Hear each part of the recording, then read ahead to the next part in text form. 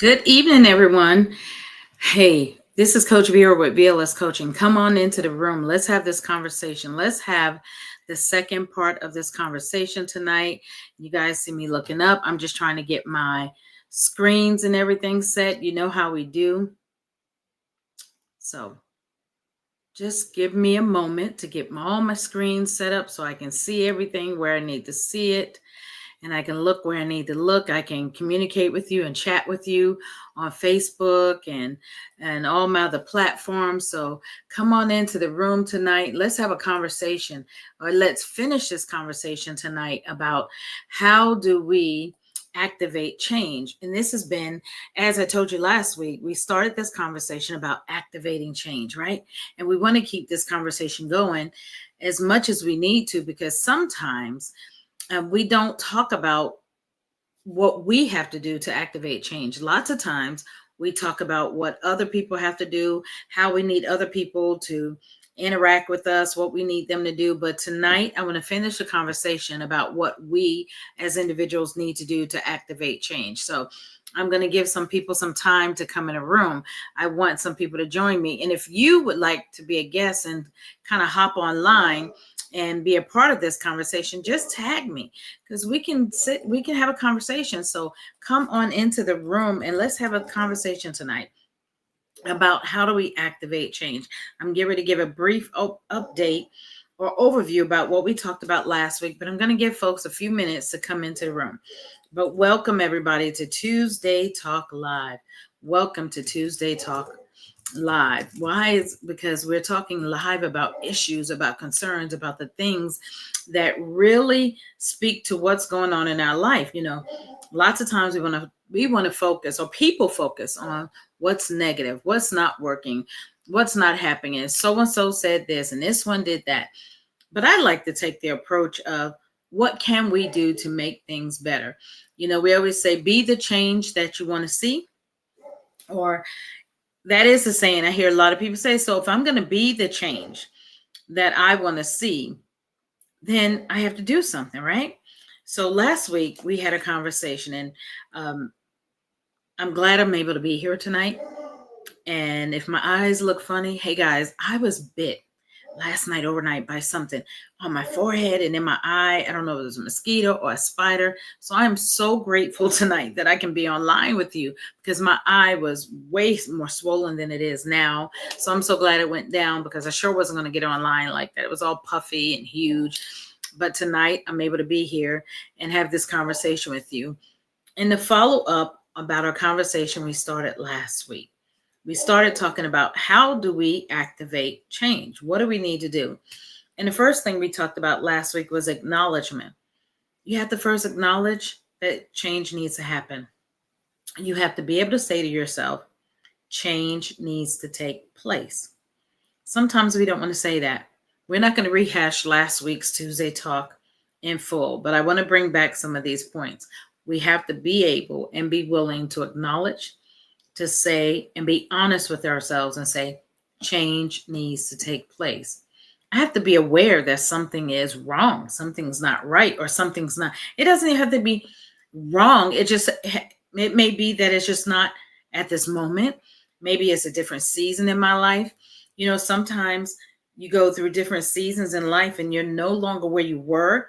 So you need to change, you need to adjust, you need to shift so that you can get to the next season in life. And if you stay in one place and don't shift, you can't get that forward momentum. Remember, we talked about that forward momentum we need. We need to be able to move forward. And just like in a vehicle, if I don't shift the gears from, park to drive, I can't move forward. Sometimes you have to shift it from park and go into reverse so that you can get, out of the space you are in order to move forward. So think about that for a minute. We talked about that a little bit last week too. That sometimes we think moving backward or taking a step back is always negative, but it's not. Sometimes taking a step backward is acknowledging and accepting the fact, because you can acknowledge that change need to take place. So we say, be aware, acknowledge it, and then accept it, because sometimes we acknowledge that change needs to take place. Sometimes we're aware that change needs to take place, but we don't own it. We don't take responsibility. We don't accept what needs to be done for that change to happen. You have to accept it. You have to say within yourself, this doesn't happen without me doing some movement. This doesn't happen without me putting something into motion. If I just sit here, if I get in the car and I start it up, and if I don't move the gear, if I don't press on the gas, or I don't take my foot off the brake, it doesn't move. So we have to not only acknowledge it and be aware of what needs to take place, we need to do something. We need to accept. I need to accept and take responsibility of my part that needs to take place. I can't always just sit back and blame others. So if you're listening to this now, and I'm recapping that part for you, maybe you're in a place where you see all around you things that are uncomfortable. And remember, we talked about that last week, that uncomfortable feeling is letting you know it's a sign that something needs to change. It's not necessarily that uncomfortability should be wrong, but it's a sign. It's a trigger that, whoa, something's not right. We need to shift. We need to move. I need to shift where it's sitting. I was saying last week, like if I sit in one spot way too long with my legs crossed and my feet go numb, when that numb feeling, and relate numbness to stagnation. That numb feeling is an indication and a sign to me that I need to move. So if I'm sitting still in one spot for way too long and I can't move my legs, or my feet go to sleep, because that's usually what it is. Not that I can't move my legs, but my foot goes to sleep. I need to acknowledge, hey, I need to shift where I am. I need to make a move. I need to do something different. But lots of times we don't shift. I'm sorry. My big giant dog just came and got inside of my purse. He just pushed the door open and came in. But we need to acknowledge. So again, acknowledge, be aware. Again, I'm just recapping last week before we move on to the next point, because sometimes everybody else is aware of what they see or what's happening with us. Sometimes we're so aware of what's happening with everyone else, but we're not aware of what's happening with us. And we want to change. We know something needs to happen, but we have no awareness. It's like being in a room and a bright light is on, but you're saying you can't see, it's dark. It's like having a map, but not knowing how to read it. You're not aware. You don't have any instruction. You don't have any knowledge to what needs to be done or how to do it. So awareness helps you figure out those pieces. You have to put all this, the acknowledgement, the awareness, the acceptance of all this that needs to take place, so that you can shift, so that you can change. And change, sometimes, we get in a place. Have you ever met someone that if you talk about change, my gosh, you would think that you actually not just talked about cutting off their arm, but you did. I used to work with someone that, it was one of my staff members. I literally had to move where they were sitting because their job changed. Their role, their position changed. It was a bigger role. It was another role that they were doing. So where they were sitting, they could no longer perform the duties that they needed to for this new position they had. So as the manager, I shifted where they sat because this new experience required a shift. Hear what I'm saying? Do you know sometimes that is such a struggle for some of us to move, to shift, to go to another place? Sometimes it's easy for us to stay put where we are, but it's not always conducive to our environment or what we need, right? Sometimes we want to stay put, but it's not healthy. It's not helpful. It actually can be harmful. It can be a hindrance. It can stop you from growing. It can stop you from developing. It can stop you from getting to that next level. But you have to be willing to make the shift. You have to be willing. Change doesn't happen just because we think it. Again, change doesn't happen just because we see it. I see something's not right. I want to go here. I'm here, but I want to move to here. If I want to get up from where I'm sitting in this nice little office chair I have and move to my chair I have over there, my soft, cushy one, it doesn't happen just because I think about it. So I'm sitting in a desk chair, but I have a soft, chair that I sit in over there. If I want to sit in that chair and relax, kick my feet up on the ottoman and lean back, that doesn't happen because I just think about it.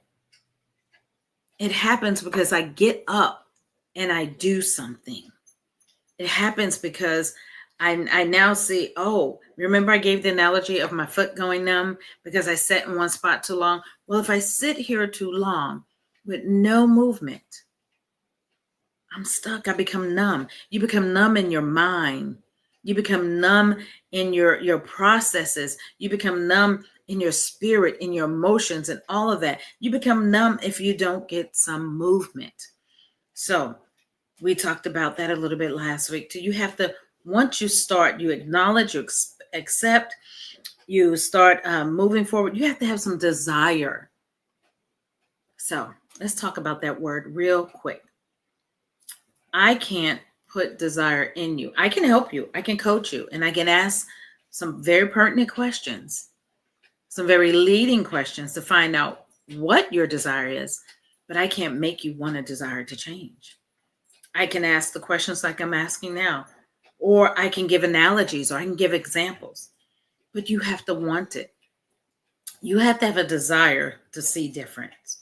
You have to have a deep down desire. And sometimes, let's be honest with ourselves, we want the change, but our desire for it is not strong enough because it's not causing us to move and do anything different. You ever met anyone like that? Have you ever been that way? That the change you desire or the change you want is not stronger than your lack of commitment to the change. So you have to have a desire and a commitment to it so strong that you do something different. We don't want to be called insane people doing the same thing and expecting different results. We want to see a change. We've already said, oh my gosh, I'm aware I'm uncomfortable. Something's not right. Or I'm comfortable where I am. And that's also telling me that I need to move because I'm too comfortable. I've known people in the workforce that stayed in the same position for 30 to 35 years. Now, some people say, well, what's wrong with that? Where you stay in the same position with no growth, you're too comfortable. You stay in the same position, same title, nothing changing, you're too comfortable. So sometimes it could be the reverse. You're uncomfortable, and that's a sign that you need to grow. Or you need discipline. That's a whole nother topic about having self-discipline. And we're going to talk about discipline in a moment. Or you're too comfortable and you become numb. You've become stagnant. We've been getting a lot of rain here. I live in Texas, and we've been getting a lot of rain. And so what I've noticed with all of this rain is that you can drive to certain places and you can see water sitting.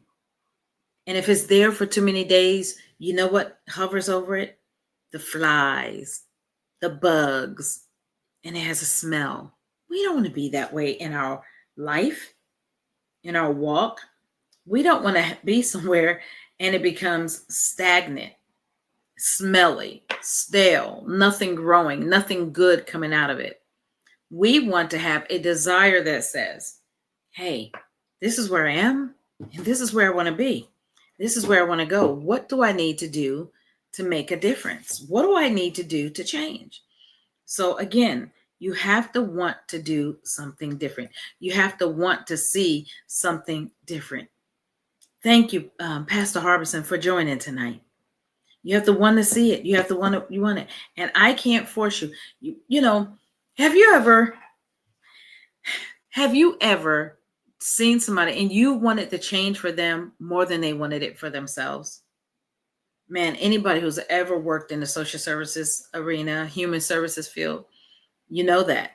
Anyone that's ever worked in counseling or been a coach, or sometimes we can get wrapped up in, you're in ministry, your heart is so drawn and you take on the burdens and the cares of other people.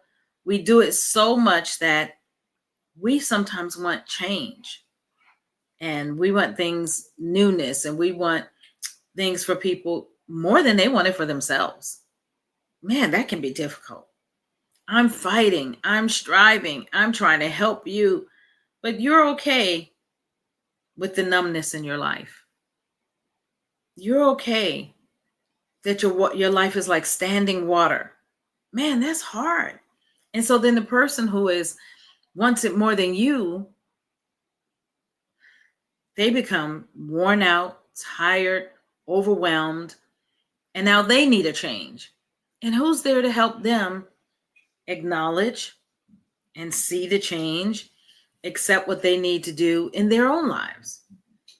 And then what happens to their desire to change for themselves? Because they've poured everything into someone else or into you. So there, we recapped last week. Aware that a change needs to happen, or where you are, not just aware that a change needs to happen. You're aware something's not right. This isn't comfortable. This is not where I want to be. I need something different, or I see something, something's out of place. Again, I go to look for my keys. I know where I put them every day. Only one or two places. If my keys aren't in those one or two places, lays in our purse, or my husband and I, we have a key rack. If they're not there, then something's out of place. It's kind of comical I bring that up because the other day my husband came home and he needed to move my car. Remember I was talking about last week, sometimes we have to shift cars in a driveway so the other car can get out. Sometimes you have to shift things so people, and I'm sorry, I told you guys I was bit really bad, so I got a little itch going on here and I'm trying to, not really scratch it, but kind of rub it off. But I have a really bad itch over here from where I was bit last night. But sometimes, like the other day, he kept saying, "Where are your keys?" And I knew where they were because they only put them in one or two places. So they weren't on the rack, and I knew they were in my purse. And he couldn't. I said, "Just dump the purse." Oh, I did. But he didn't dump it all the way. So I got up and I went to my purse and they were right there. See, you have to know and be aware of where things are in your life, where you are in your life. I know some people that you're going to say, well, that's comical. That's not. But if you don't know, how can you go to the situation and fix it unless you know? So awareness, acknowledge it. I know. I'm acknowledging that I need to change. I'm acknowledging that something needs to be different. I'm going to accept the fact that I'm the one and I'm going to own this change in this process. And then I'm going to look within myself and see how committed I am. Do I have the desire to change, or am I going to blame everybody else? Am I going to say that no one gave me the opportunity? No one did this for me. And, oh, well, she went forward. She got this handed to her. Okay, even if that's the case, what are you doing for yourself? What are you doing to better, to grow, to move, to shift, to change what you want? We're atmosphere changers. I have a friend, Pastor Fran, that she says this all the time. You be an atmosphere changer and don't let the atmosphere change you. We don't have to succumb to the things that we see, but we need to change and shift to where we're supposed to be. We're purpose for destiny. Anywhere you see my name, you'll see it written that I'm purposed to create destiny makers. Whatever you're called to do, you are created for destiny. But how bad do you want to get there? How deep is your desire to fulfill your destiny and your purpose in life? So let's launch off from there. If we're created for destiny and we're created for purpose, we've acknowledged now, we are aware, we have accepted, and we're like, okay, this inside of me is burning. What do we have to do? What's the one of the next steps we have to take? So when I was looking at this, and I'm going to put my glasses on, guys, so I can read a little bit here. So for some of my notes I wrote down, we have to begin to develop a framework for change. So I want to change. I'm aware I need to change. I own that this has to be on me. I accept it, my responsibility in the process. But sometimes my thoughts are just not all there. So you have to begin to develop a framework, which when I talk about this, I'm talking about the fact that sometimes we have to shift the way we think and the way we talk, because we can talk ourselves out of something good very quickly. We've been so used to the stagnant waters, that numbness, that we've become accustomed to it. And it's like, okay, all I need to do is just straighten my leg for a minute and then I can bend it back. It only take a few minutes because we've become accustomed to a certain behavior, lifestyle, a way of talking, a way of letting others talk to us. We've accepted when people say, nah, you don't have to do all that. It doesn't take all that. We've accepted when people tell us, why are you doing that? So we let people talk us out of our change. We've accepted, but you have to begin to reframe your thinking. And you have to develop, and to develop is to cause something to grow, cause it to mature. So when I think about that, because I chose specific words here that I wanted to use for us to really think about change. Change, to develop it means you have to cause something to grow. You have to cause this change, this shift. You have to cause it to mature in your life. Remember I said, in order for me to get over there, I have to do something. So I have to begin to develop a framework, develop the way I talk, develop the way I behave, develop the way I act that causes the change in my life to grow, to mature, to manifest. It's not going to manifest until I begin to do something. So develop a framework, become a creator. Ask the Father to show you, God, how do I create this? Give me godly creation. Give me godly wisdom. Show me the direction. Show me the path. Show me what I need to do that makes sense. Take me down the road in the way that I need to go that makes sense. Because without you, I'm just thinking of good ideas. You need to map out.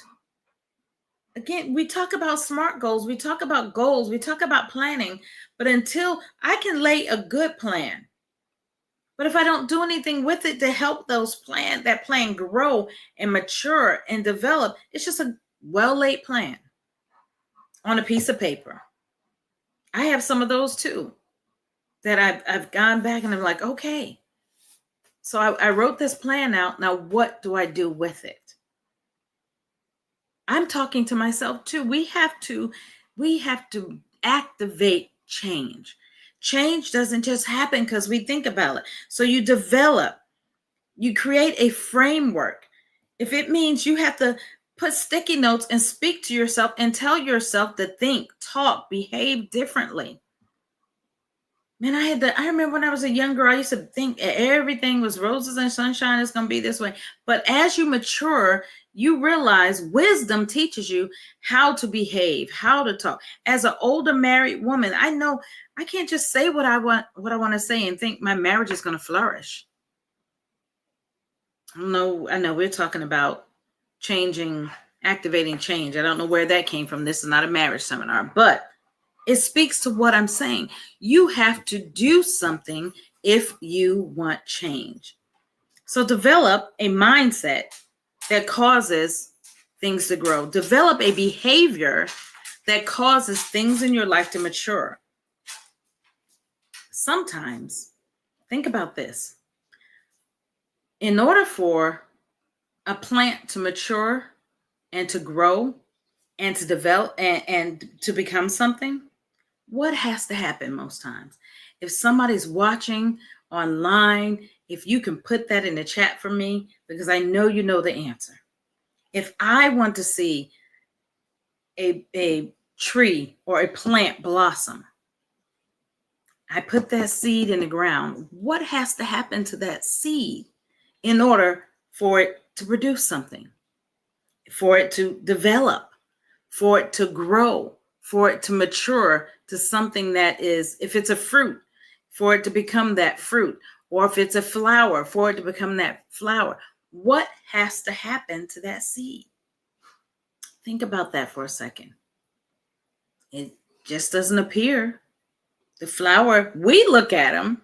You see these beautiful flowers in people's ground, in people's yards, or you see them, trees. I have a tree out, little trees we planted around the border of my home, and they've been there now. This is the second or third year, second year, 2.5 years. But something have to happen when you plant something.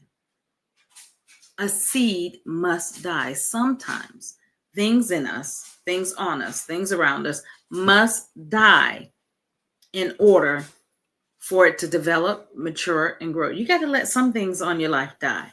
Maybe I ought to type that as a band so we can see that, right? Some things, how about I say this? Some things must die for growth.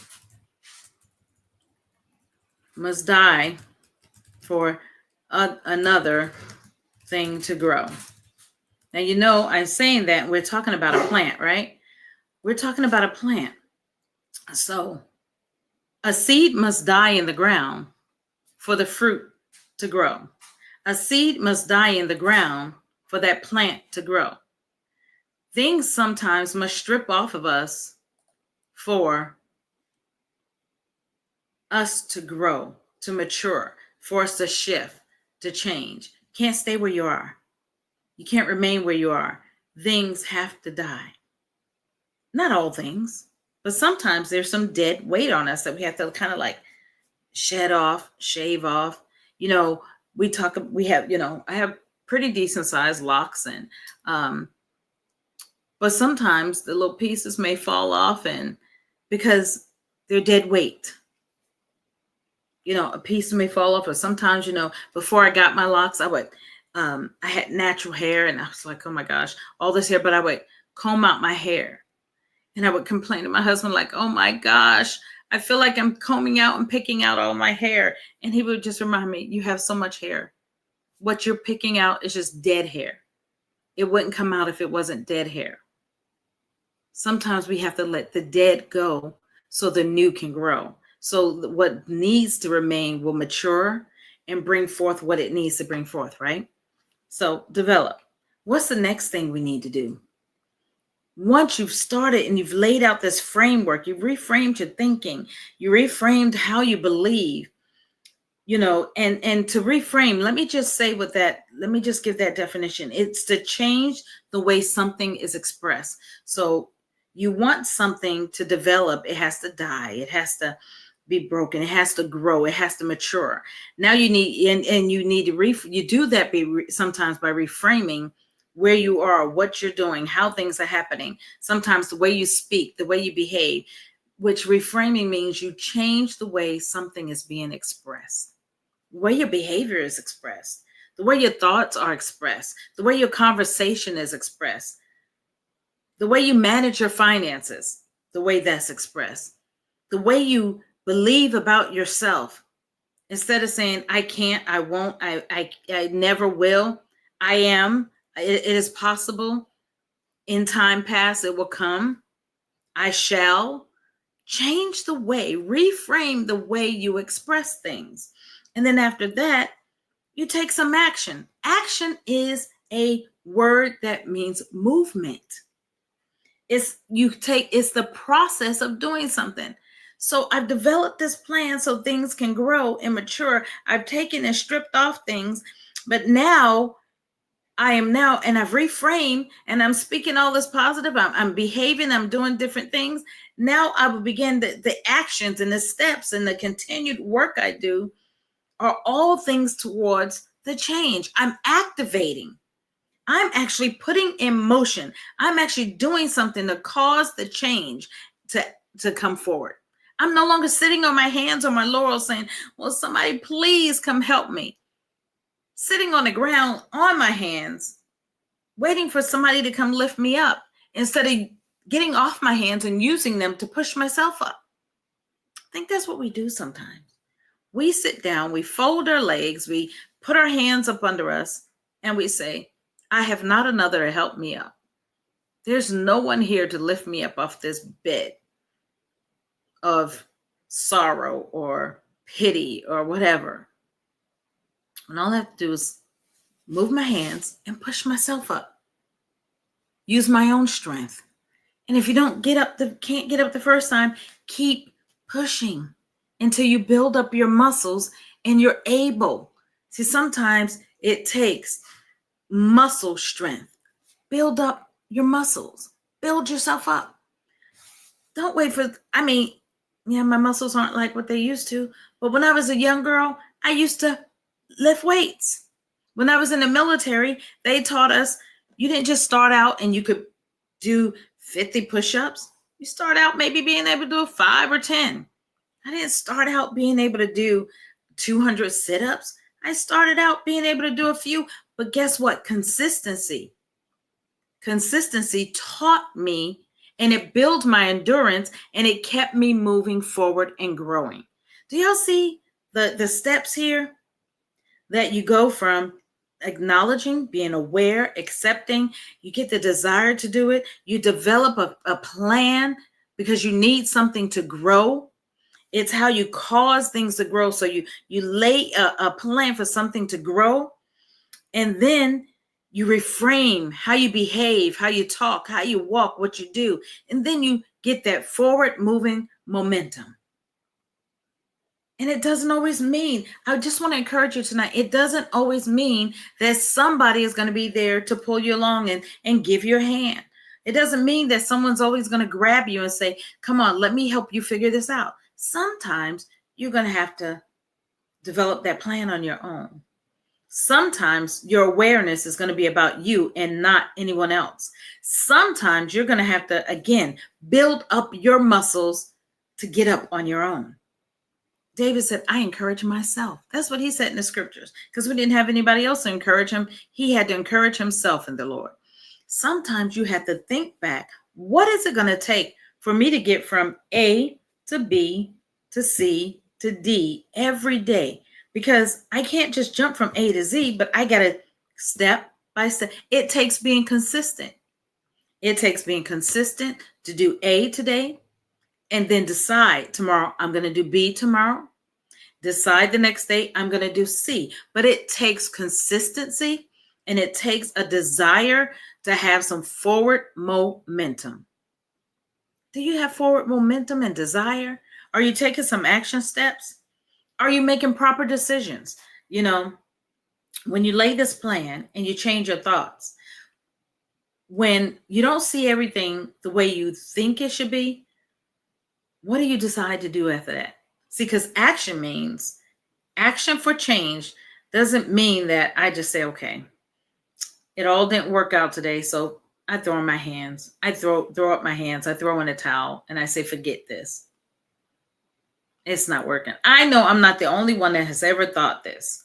I know I'm not the only one that has said, forget this, forget it's too much. But I tell you, the press is worth the prize. The press is worth the prize if you just keep pressing through. You know, how do you get lemonade?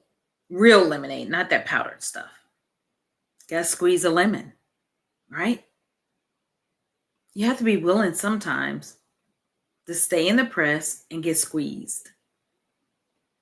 Because I don't know about anybody else, but I love lemonade, especially fresh squeezed lemonade.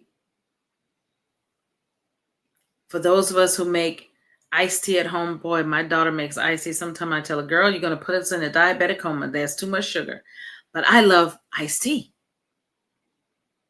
How do you get the iced tea when you make it at home? Those tea bags got to go into some hot water. Sometimes you got to go into some hot water in some areas that aren't comfortable to bring forth something that's worth having.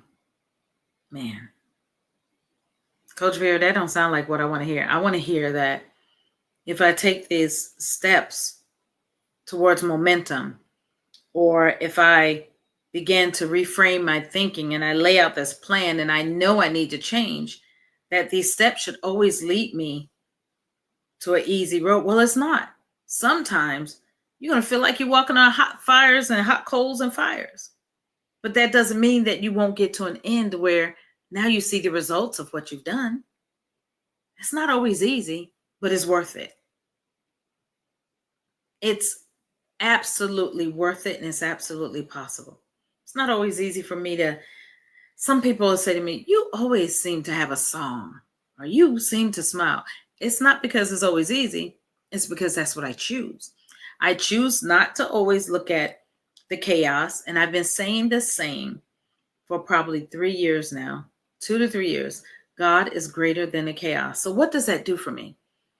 In the midst of whatever trial, circumstance, situation that I'm faced with, because I'm human just like everybody else, I'm faced with things that come to buffet my change and my transformation and where I want to grow to. But what do I do in the midst of that?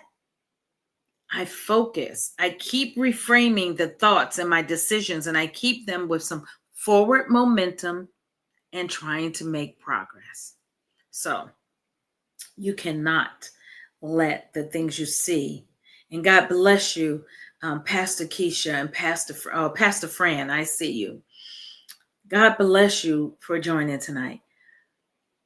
But tell me, guys, how hard is it for us to keep that forward momentum and that action?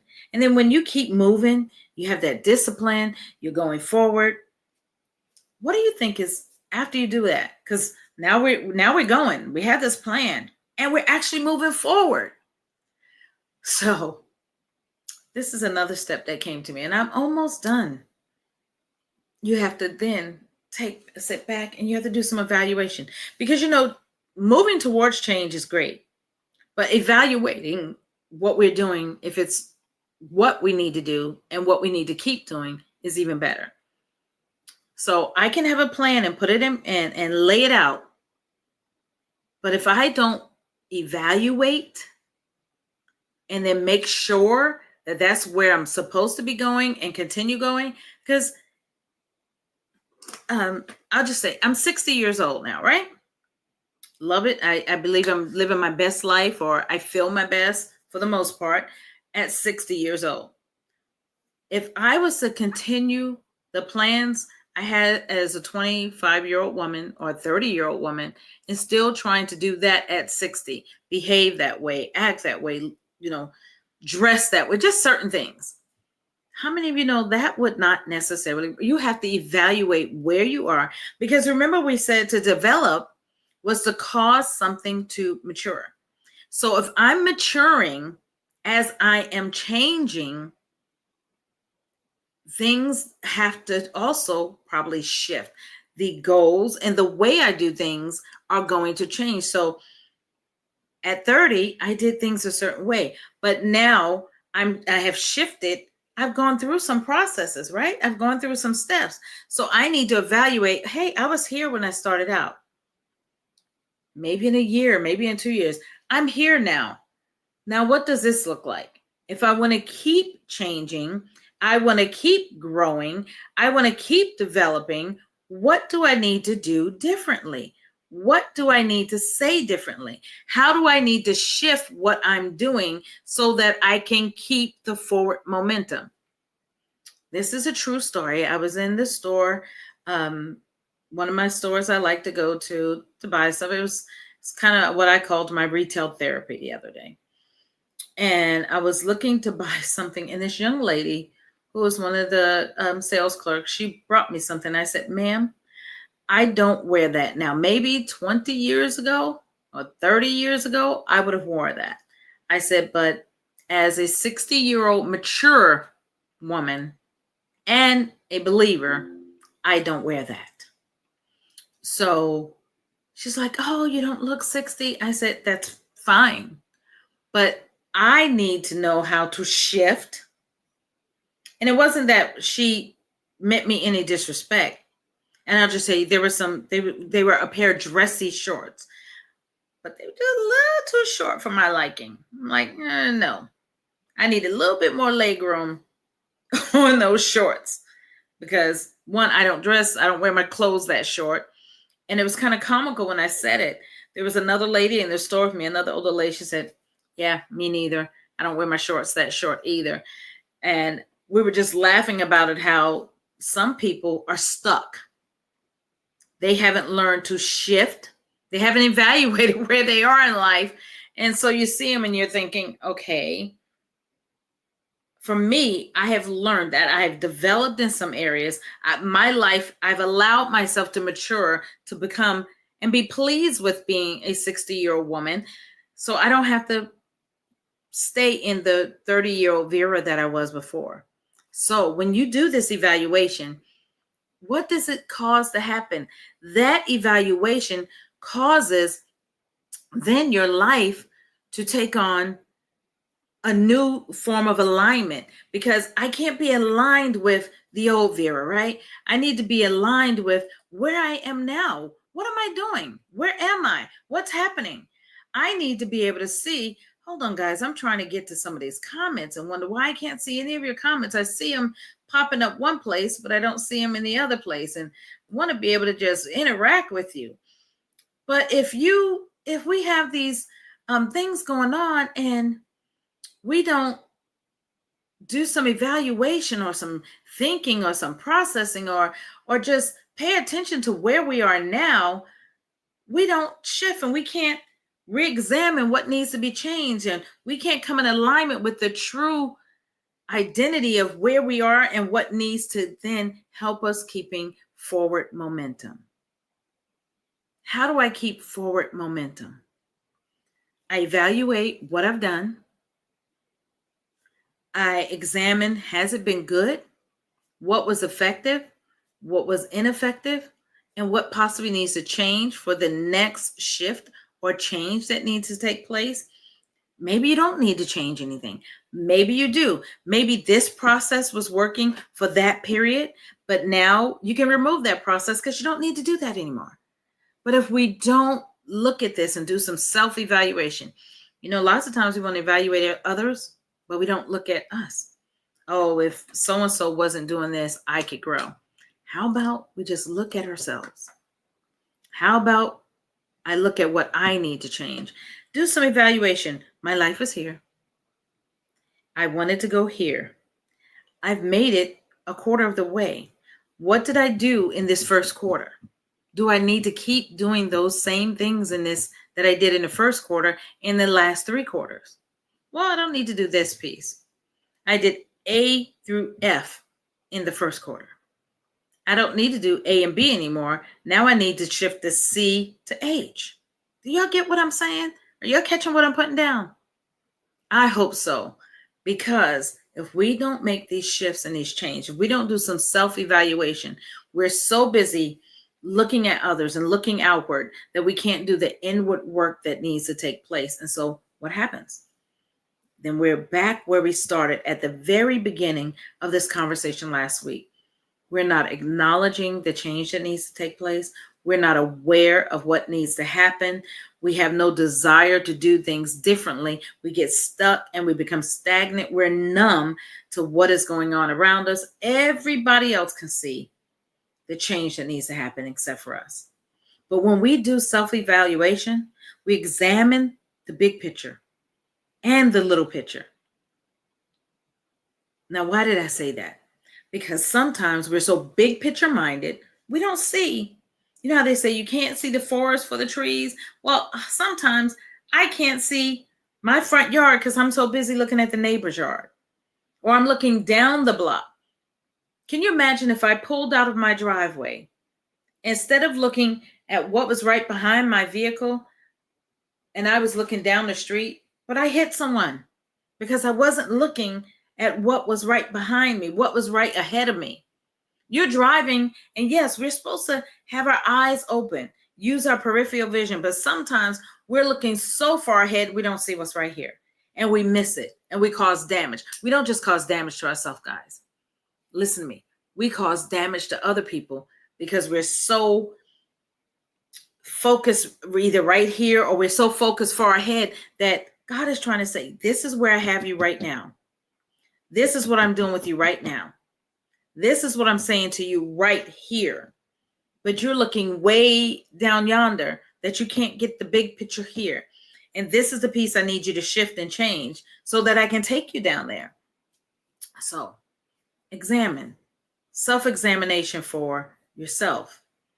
And then you can do some alignment. Okay, well, in this season, this second quarter, I'm in C through H. And so you align yourself that way. Oh, sorry, something's in my eye, guys. You align yourself for C through H. But if you stay in A through, what did I say? A through F the first time? You're misaligned. Sometimes we miss our blessings because we're asking God to move over here. He said, I'm already done. Did what I need to do for you over there. I need you to shift. I need you to change your thinking. I need you to change the way you talk. So I need you to get in alignment with me here because this is where my purpose is, or this is where my blessing is. This is where I'm flowing. You stuck over here. Sometimes we want things to happen in the workplace or in the marketplace or in different things, but we're so here. We do that to people. We're so stuck we don't want to change, and people are trying to grow and learn and move, and we not only don't want to change, we're trying to pull people back and keep them back with us. But people are like, I'm trying to get in alignment with my purpose. Have you ever had anybody tell you, why are you doing all that? It don't take all that. What are you doing that for? Y'all, I have big and lofty goals and dreams that the Lord has given me. I already have things in the work. Sometimes I just look, I say, okay, I don't even know. Sometimes I feel like, God, you gave this, you entrust me to do that. And he'll say, yeah, just do it. I just had an event that I had been talking about for the longest and doing it. But when I said yes to him, man, everything fell into place. When I was just thinking about doing it, it was just like a thought. But when he set the time and then I came into alignment with what he said, fell into place, and it was such a blessing. That's what I'm talking about. You have to do some examination where you were, what you were doing. Okay, this is what I was doing. Now let's examine. Is this the process I'm still supposed to be doing? And then what do I do next? How do I get in alignment with my next? Where are we going next? And guess what? After you do each and every one of these steps, acknowledge, awareness, acceptance, get your desire, which speaks to your commitment. So can I just say it that way? Make sure that you're committed to the change. Get a mindset, reframe your thoughts so that you have a mindset to develop and to change and to see things mature and grow in your life. Take some forward momentum with some action steps and evaluation and examination and get back in alignment. Guess what you get to do after that? You repeat it all over again. Because see, life doesn't stop. As long as you have breath in your body, these are steps you can take. Oh, well, I thought I arrived. No. You have breath in your body. We've already talked about when you were at this age, you didn't do what you do. I did things back then that are complete, but now I had to shift. Now I'm doing things. I did things at 40. Now I'm doing things in this other in part of my life. And I'm probably going to do things probably in 5 or 6 years different than I'm doing them now. Why? Because I go back and again and acknowledge, this is a little uncomfortable. This is different, or this is not where I want to be. So I got to acknowledge something has to shift. Something has to change. Something might be a little bit misaligned with where God is taking me at this moment. So I need to get in alignment. So let me take a moment to think about, what is he saying? Let me be aware of where I am and who I am and what my purpose and goal is, or what is my goal? Because guys, again, we have seasons. You don't stay in one season. There's some places where the temperature seems like it's one season all year long. But even in cold Alaska, they have seasons. How do I know? I've been there. And I went when it was warmer. seemed a little chilly. Certain spots we stopped in, we needed a jacket, but you still have seasons. And you have to be able to understand the season you're in and move with it, and then be able to prepare for the next season. Man, those of you got to attend one of these conferences we have. We had women to teach on the different seasons, and it was so powerful because they taught on preparation from spring, winter, summer, fall, and what each season can bring and mean to you in life, right?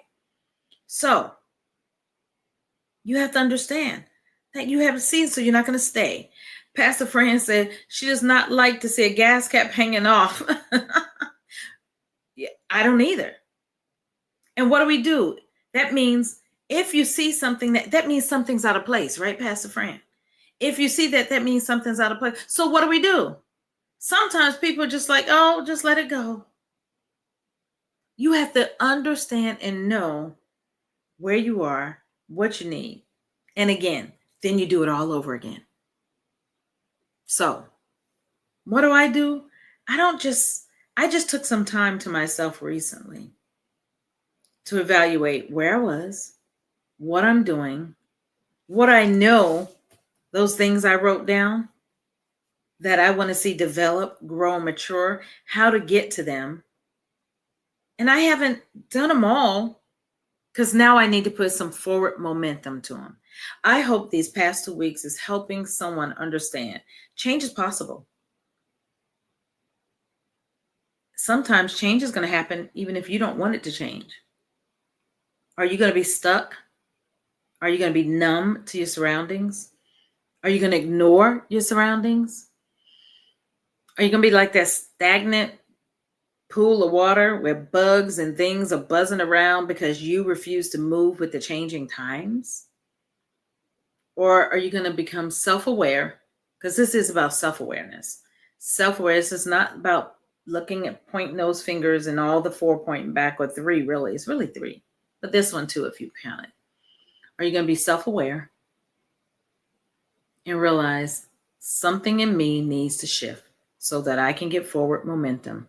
And the only way I get forward momentum is that I am committed.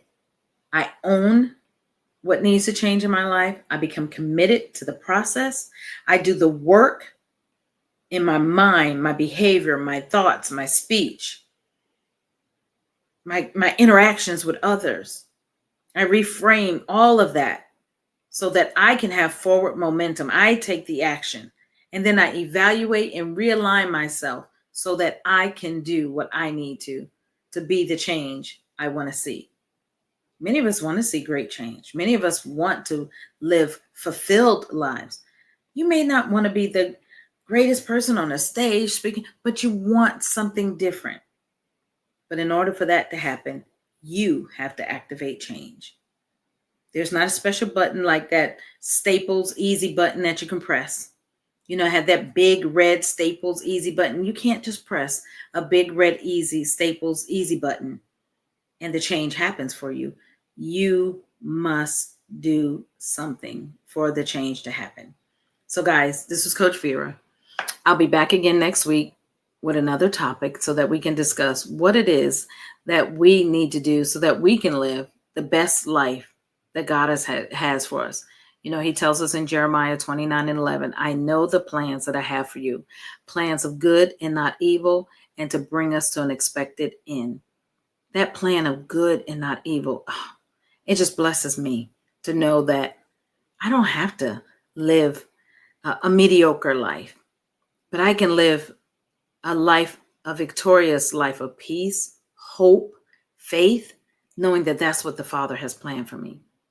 And when it's not there, I just need to align with his word, with his will, and make some changes in my life. Doesn't mean I'm going to be a billionaire. Doesn't mean all that, but it just means I can live life on purpose and live life to reach my destiny that the Father has planned for me. Until we talk again next week on Tuesday Talk Live. Thank you for joining me tonight, and I see you again next week. Have a great night, everybody.